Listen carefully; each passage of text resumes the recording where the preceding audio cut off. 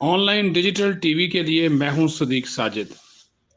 Voice of freedom के सदर अमरजीत सिंह ने नई दिल्ली में लाखों जो सिख मोदी के खिलाफ एहतजाज कर रहे हैं और उन्होंने मोदी की किसानों के खिलाफ पॉलिसियों को मुस्तरद कर दिया है, तो वॉइस ऑफ फ्रीडम के सदर अमरजीत सिंह ने पाकिस्तान की वाज़े इस हवाले से हमायत मांगी है और उनका ये कहना है कि हिंदुत्व एजेंडे के ज़ेर निगरानी 5 अगस्त को जो कदम उठाया गया था, शहरियत का नया कानून लाकर 200 मिलियन मुसलमानों को टारगेट किया गया और अब सिख कम्युनिटी हिंदुत्व आइडियोलॉजी को चैलेंज करने के लिए खड़ी हो गई है। दिल्ली समेत पूरी दुनिया में सिखों ने इस मामले पर आवाज बुलंद की है। पाकिस्तान खुलकर हमारी हमायत करे, यूएनओ में भी पाकिस्तान हमारी आवाज बने। और साथ ही साथ उन्होंने कहा कि कनेडियन वजीर आजम जस्टिन ट्रूडो ने भी हमारे लिए आवाज उठाई है।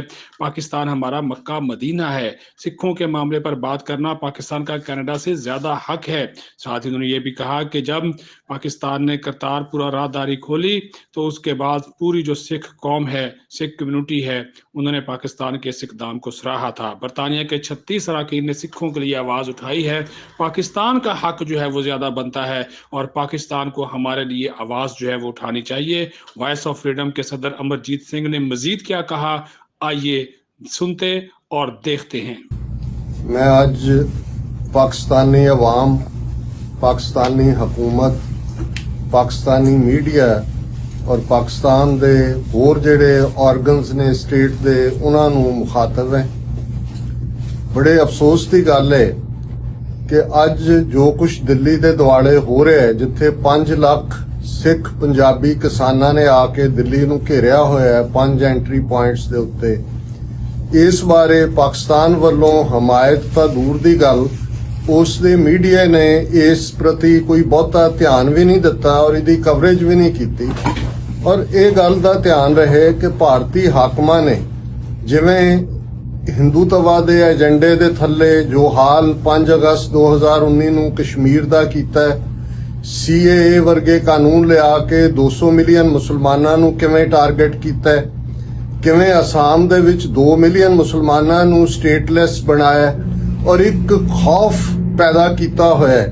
और सिख खलोते ने उस हिंदुत्व दी आइडियोलॉजी नूं चैलेंज करन लई कल्ला दिल्ली दे विच नहीं, दुनिया भर च डायस्पोरा सिखां ने इस मुद्दे दे उत्ते आवाज बुलंद कीती है। Canadian prime minister Justin Trudeau farmers agitation दे हक च नितरे ने। इंग्लैंड दे 39 मैंबर्स ऑफ पार्लियामेंट ने जिहड़ा अपने सैकटरी ऑफ स्टेट नूं चिट्ठी लिखी है।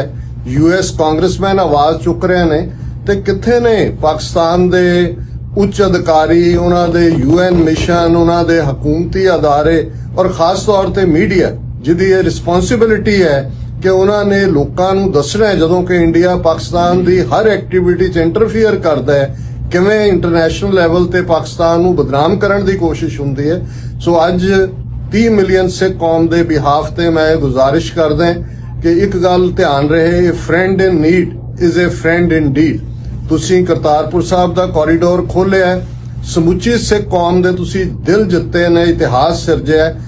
अज सिख इस हिंदुत्व नूं चैलेंज ही नहीं, इस नूं डिस्ट्रॉय करन दे लई लॉक स्टॉक एंड बैरल मैदान दे विच उतरे। प्लीज खुल के हमायत करो। जे सरकारी लैवल ते तुहाडे बाहरले अदारे ह्यूमन राइट्स दा मुद्दे दे नूं आधार बना के चुक सकदे ने। पाकिस्तान च सिख वसदे ने, पाकिस्तान च साडा मक्का मदीना है, तुहाडा उन्ना ही हक है सिख इशूज ते गल करन दा जिन्ना कि कनेडा दा। तुहाडा किते मच मोर है, रादर कनेडा च तां साडी कोई हिस्टरी नहीं है।